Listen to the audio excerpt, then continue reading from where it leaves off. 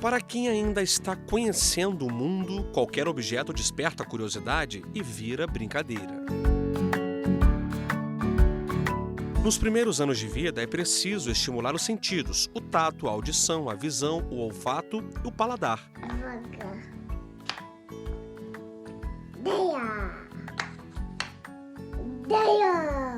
Joaquim, de 1 ano e meio, vibra a cada passo dado, ou melhor, a cada vez que aprende uma nova habilidade. Todos os brinquedos educativos sem pilha, eles fazem a criança ser o protagonista do brincar.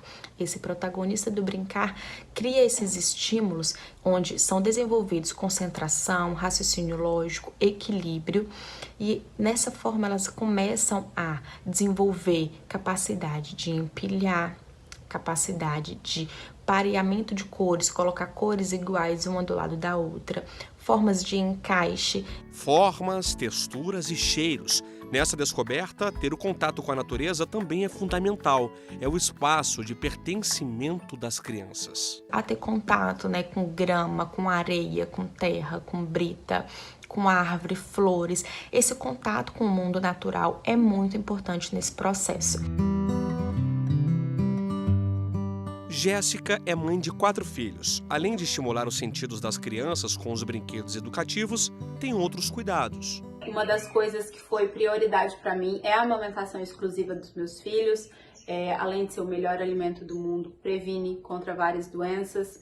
Eu levo eles sempre, mensalmente, no pediatra para acompanhar o marco de desenvolvimento de cada um deles, seja na questão de crescimento, peso, coordenação motora. O que mostramos até aqui faz parte da primeira infância, período que vai da gestação aos 6 anos de idade. Esse é um período especial porque é onde você tem as grandes conquistas, as grandes aquisições do ponto de vista desenvolvimental e começa o domínio de várias habilidades. Do ponto de vista da arquitetura cerebral, é um momento ótimo, é a chamada janela de oportunidade do nosso desenvolvimento. É a fase onde o cérebro está a todo vapor.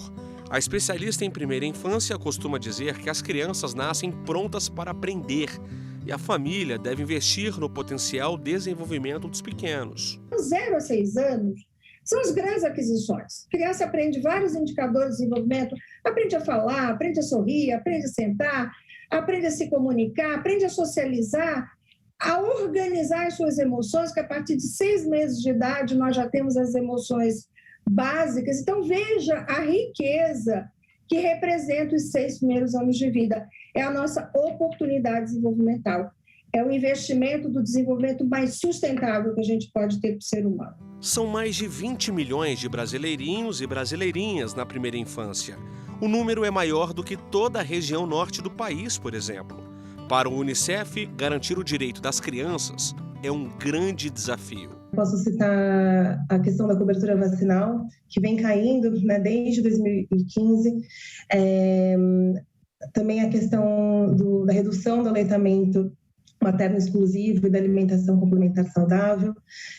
Nós também enxergamos com preocupação a qualidade da educação infantil, ou seja, creche para a escola e não só a questão do acesso.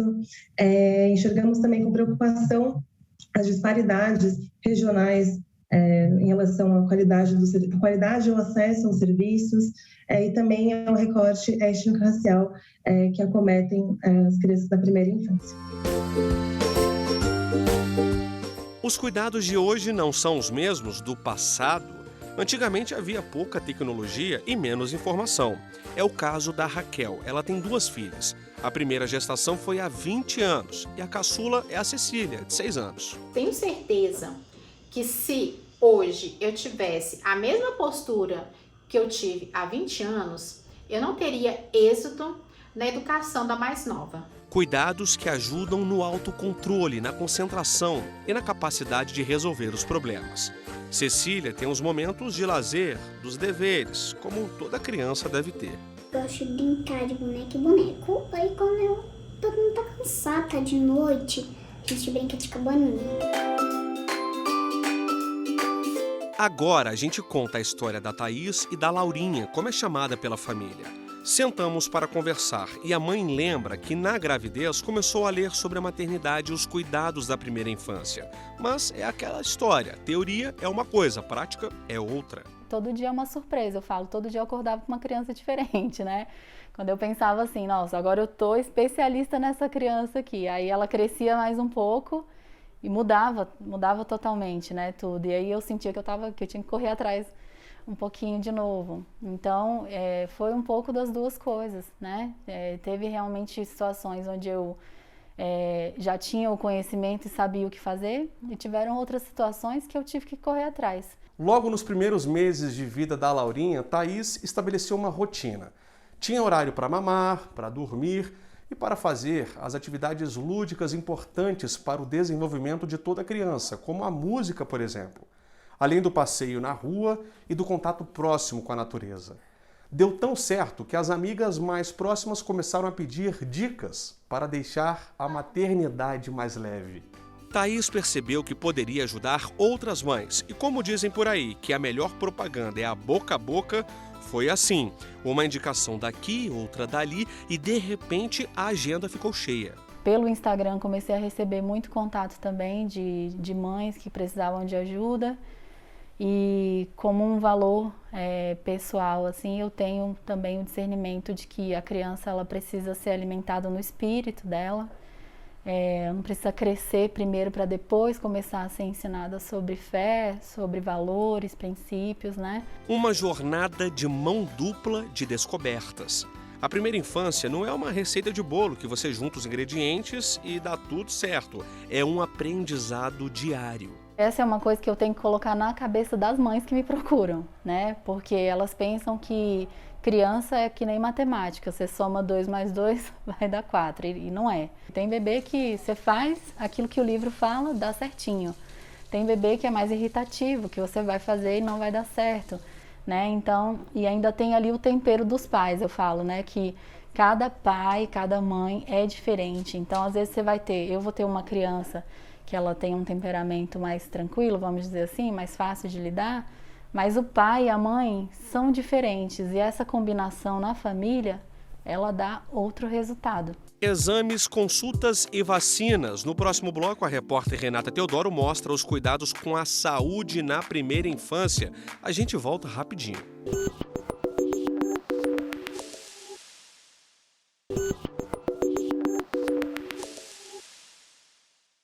Oi pessoal, a gente está aqui hoje para conversar com vocês sobre um assunto muito importante. No comecinho de outubro do ano passado, a gente descobriu que a nossa filha Lua está com câncer. Ela está com um tipo de câncer nos olhos muito raro, que se chama retinoblastoma. Se a gente conseguir fazer com que um casal leve uma criança antes do que a gente conseguiu, missão cumprida, e a Lua vai ficar muito feliz também. A declaração do jornalista e apresentador Thiago Leifert sobre o diagnóstico de retinoblastoma na filha de 1 ano de idade gerou um alerta em pais do mundo inteiro. É um tipo raro de câncer nos olhos que aparece em 1 ou 2 crianças a cada 100 mil nascimentos.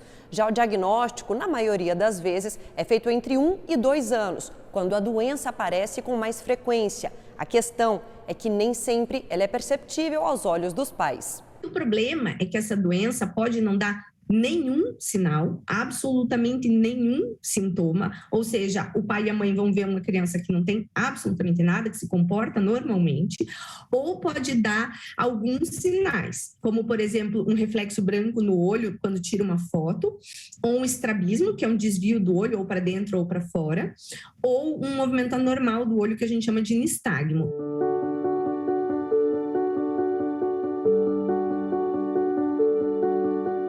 Eu fiquei bastante preocupada, assim, porque nunca passou na minha cabeça de fazer esse exame, né? Aí a gente acaba vendo esse alerta e a gente acaba ficando preocupado com nossos filhos, né? Joyce é técnica de enfermagem e decidiu procurar um oftalmologista para fazer uma avaliação mais detalhada na Isis, de 7 meses. Fiquei com medo dela ficar com essa doença, né, com câncer. Quando o pediatra nota alguma alteração no reflexo da criança, ele encaminha o recém-nascido para um oftalmologista, que com esse aparelho aqui, um oftalmoscópio, vai poder examinar o fundo de olho desse bebê. E a gente vai acompanhar agora como é que é feito esse teste. O médico avalia toda a estrutura do olho e, com isso, consegue identificar qualquer alteração sugestiva de doenças. O teste do olhinho é feito ainda na maternidade, mas os pais devem manter consultas oftalmológicas nesses primeiros meses de vida. Não há espaço mais na nossa vida, na nossa medicina, para as medicinas que vão descobrir coisas avançadas. Nós precisamos descobrir precocemente e, ainda mais, usar a palavra prevenir. A gente comenta que é um ditado, uma expressão idiomática que tem no mundo inteiro. É melhor prevenir que curar depois. E o teste do olhinho se encaixa perfeitamente nisso. Marcelo enxerga apenas com o olho direito. Foi diagnosticado com retinoblastoma aos 6 meses de idade, quando a doença já estava num estágio avançado. Com a filha, ele percebeu um reflexo no olho dela com pouco mais de 1 mês de vida. Foi uma luta bastante intensa, bastante difícil. Ela acabou perdendo o globo ocular esquerdo, mas o retinoblastoma dela, por ser hereditário meu, atingiu bilateralmente, então atingiu o olho direito e o olho esquerdo. O tratamento e a descoberta precoce nos ajudou a salvar a visão do olho direito. Ela enxerga bem, né, com o olho direito, embora utilize a prótese no olho esquerdo. Eu fiquei várias vezes internada no hospital, pelo que meus pais me contam, mas depois que eu saí do hospital, que acabou meu tratamento, eu pude brincar quase sem nenhuma restrição. Eu brincava de pega-pega, esconde-esconde, futebol, então eu não tive quase nenhum problema com isso. Nós somos monoculares e somos felizes. Guina enfrentou o mesmo problema ainda na infância. A descoberta veio quando ele tinha 1 ano e 8 meses. O olho direito foi removido, mas o esquerdo funciona perfeitamente. Além de psicanalista, ele é presidente da Associação Retinoblastoma Brasil. A nossa luta é para que os pediatras, junto com os oftalmos, eles possam abraçar essa ideia de pelo menos aí 1 vez ou 2 vezes por ano ter essas crianças, ter esses bebês, né, ali com eles, para que os testes sejam feitos e para que a prevenção aconteça. Mariana é especialista no uso de telas na infância e, sabendo desses cuidados, prioriza as consultas preventivas do filho. A gente sempre mantém os exames de rotina em dia, todos os exames, todas as consultas, todas as recomendações dadas pela pediatra. Camila compartilha a mesma preocupação em relação à saúde das crianças. Junto ao marido, procura seguir à risca as recomendações dos especialistas. É o médico que vai fazer a orientação do que a gente, como conduzir a saúde da criança, né? Então eles conseguem identificar quando a criança ela não está se desenvolvendo da melhor forma, se ela está dentro ou não da curva de crescimento, se ela está dentro ali da curva de peso. E eles são os nossos parceiros, eles estudaram para isso, né? Os cuidados médicos nos primeiros meses de vida da criança são garantidos pelo Marco da Primeira Infância, que estabelece uma série de direitos na implementação de políticas públicas em atenção à relevância desse período para o desenvolvimento infantil. E representa, segundo esse advogado, um grande avanço jurídico para o país. Isso se deve porque este momento ele é um momento de profunda vulnerabilidade, onde podem ocorrer mais facilmente a mortalidade infantil. Assim, seguindo um compromisso firmado no âmbito internacional, o Brasil bem avançou ao estabelecer uma série de direitos. Portadores de uma doença rara que pode afetar vários órgãos do corpo, os irmãos Lara e Miguel precisam de cuidados especiais. De Goiânia, todo mês, Jade leva os filhos para se consultarem com médicos especialistas em São Paulo. Esse estenose apareceu na nossa vida, né, bem bruscamente. No começo era tudo muito difícil, né? Hoje a gente já tem um suporte maior, a gente já entende bastante da doença, já estudou bastante sobre ela. Então hoje em dia é mais fácil de conviver com ela. Eu acho muito importante a questão do acompanhamento, né? Principalmente na primeira infância, porque é a parte mais importante, né? É a base que eles vão ter pro resto da vida. E no próximo bloco, você vai conhecer a história do Alexandre, de Brasília. O funcionário público brigou pelo direito à licença paternidade de 6 meses após adotar 2 crianças. Não saia daí que a gente volta daqui a pouquinho.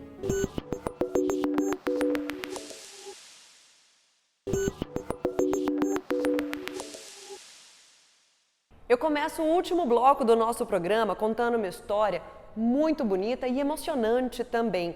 É sobre um casal homoafetivo que deu início ao processo de adoção em 2010, mas foi somente em 2016 que os 2 parceiros conseguiram adotar 2 filhos, um na época de 10 anos e o mais novo de apenas 1. A primeira pergunta que eu me lembro que eu fiz para ele foi: você sabe por que a gente está aqui? Aí ele: a doutora falou, que é a juíza.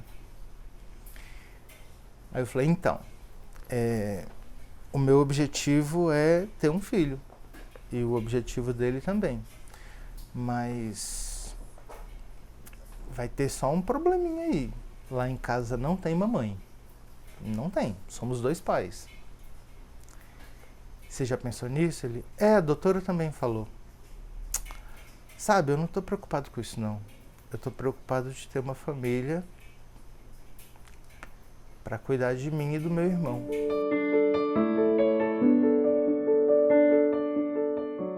É porque lá, né, todo mundo só quer ter uma família, entendeu? Alguém quer ser amado. Daí a experiência que eu tive de ver gente indo, a gente ficando, renovando. Daí foi criando, eu falei: eu quero uma família. Daí ele falou, eu nem liguei, entendeu? Eu só falei: eu só quero ter uma família mesmo, só quero ser amado, ter um lar. Família, motivo que levou Alexandre e o então companheiro na época a formalizarem a adoção de 2 irmãos, Marcos Vinícius e Luiz Felipe. E dessa união, uma conquista histórica no mundo jurídico. Isso porque Alexandre ganhou o direito a uma licença de 6 meses para se dedicar aos filhos. Eu seria o primeiro pai homossexual por adoção do Distrito Federal, mas eu não seria o único. E se outros viessem após mim, como vieram? Então precisava mexer na lei. E aí a lei previdenciária foi modificada, tendo o caso dos meus filhos e o meu caso de licença como pontapé inicial, para que a lei previdenciária fosse mudada, e hoje todo e qualquer servidor do Distrito Federal que venha adotar uma criança, ele tem conferidos os 180 dias de licença adoção para ele. O Luiz estava aprendendo a falar, aprendendo a andar, então ele tinha que dar atenção para os 2 ao mesmo tempo, né? Meus 2 pais teve que dar atenção para os 2.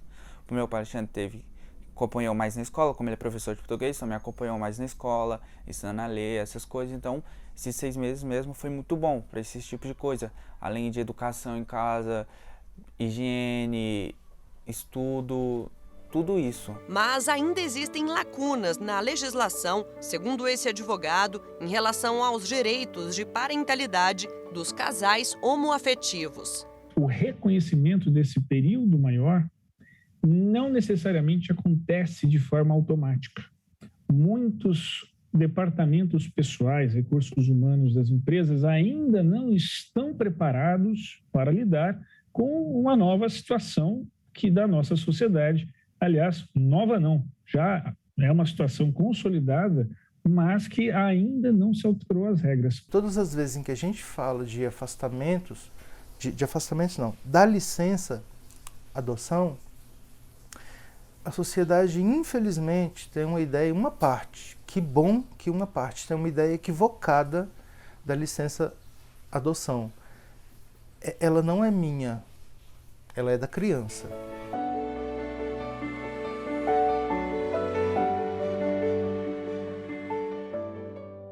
Dedicação para desenvolver habilidades, compreender os sentimentos e estimular um crescimento saudável, em especial na primeira infância, fizeram com que o Zeca enxergasse os primeiros anos de vida das filhas de um jeito diferente. No meu dia a dia, eu utilizo com as minhas filhas atividades que valorizem a individualidade delas, que respeite o tempo de desenvolvimento que elas estão vivenciando agora, a fase de período sensível que elas têm, as emoções que elas estão passando e por aí vai. Como educador, já trabalhava em escolas, mas com idades mais avançadas. Quando a primeira filha estava prestes a nascer, decidiu se especializar em educação parental positiva. A gente entende a paternidade positiva a partir da disciplina positiva como o caminho do meio entre o autoritarismo e a permissividade. É uma corda bamba que a gente acaba passando, mas buscando realmente essa conexão com a criança de uma maneira realmente respeitosa, que ela tenha autonomia de dizer como ela se sente, de falar sobre as suas emoções, de compreender as suas emoções e, principalmente, eu como adulto, eu ser um porto de cuidado, um porto de apego, um porto de realmente de respeito. Relações e cuidados que se eternizam na memória desses pequenos. Os desenvolvimentos afetivo, social e físico nos primeiros anos de vida são essenciais para a formação de adultos saudáveis. Em Campinas, na Casa da Criança Meimei, mais de 300 crianças em situação de vulnerabilidade são amparadas com atividades pensadas para elas, que estão aí, prontas para desbravarem o mundo. A gente trabalha com uma abordagem diferenciada, que tem como base o vínculo afetivo, o apego, a referência do educador. Então a gente trabalha com as crianças com objetos não estruturados, com ações de respeito, para que a criança possa se desenvolver com muita segurança. E na insegurança, o desamparo, a fragilidade, o medo e a incerteza fazem parte de um traço da sociedade. Aliás, com quem, onde e como ficam os filhos de mulheres encarceradas? Como é a realidade dos 3 primeiros anos de vida dessas crianças? Qual é a relação e o contato que tem com as mães? Quando uma mãe é presa, automaticamente, em 24 horas, o Poder Judiciário já é comunicado. E ali já iniciam-se as linhas do programa Amparando Filhos, com o amparo integral dessa criança. Então, de um lado, nós cuidamos em ponto de vista integral da primeira infância dessas crianças, e de outro lado, nós também fornecemos cuidados para as mães, que passam a ter noção exata do desenvolvimento dos seus filhos. A proposta da visitação humanizada é trazer uma proposta diferente, com outras atividades. Não só o contato, mas ter atividades que proporcionem o fortalecimento desse vínculo. O benefício último que a gente quer é a autonomia desses sujeitos, eles entenderem, tanto as mulheres que estão privadas de liberdade, como os familiares, os filhos, eles entenderem que esse fato que ocorreu na vida deles não anula o sujeito que eles são, as pessoas que eles são.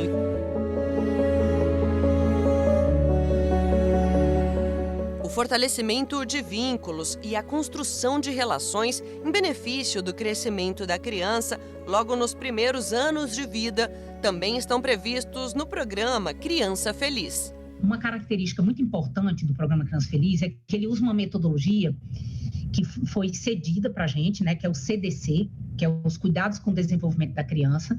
E a proposta do CDC é trazer atividades de estímulo, Renata, para essa criança, tanto de linguagem, como de fortalecimento do vínculo, como de cognição, através de brincadeiras que são feitas com materiais que a família tem em casa. Luciana conta ainda que durante as visitas a intenção é promover a participação dos responsáveis para o crescimento saudável e de conexão com os pequenos. Geralmente são atividades que estimulam essa parte de linguagem, cognição, mas principalmente fortalecendo a questão da parentalidade, do cuidado do tempo que aquele cuidador, pai, mãe, dedica àquela criança. Que isso faz toda a diferença no processo de desenvolvimento.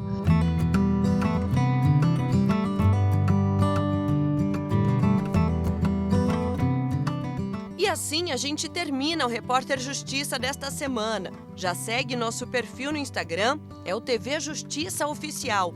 No YouTube, o canal é o mesmo. Se quiser entrar em contato com nossa produção, o e-mail é o reporterjustiça@stf.jus.br.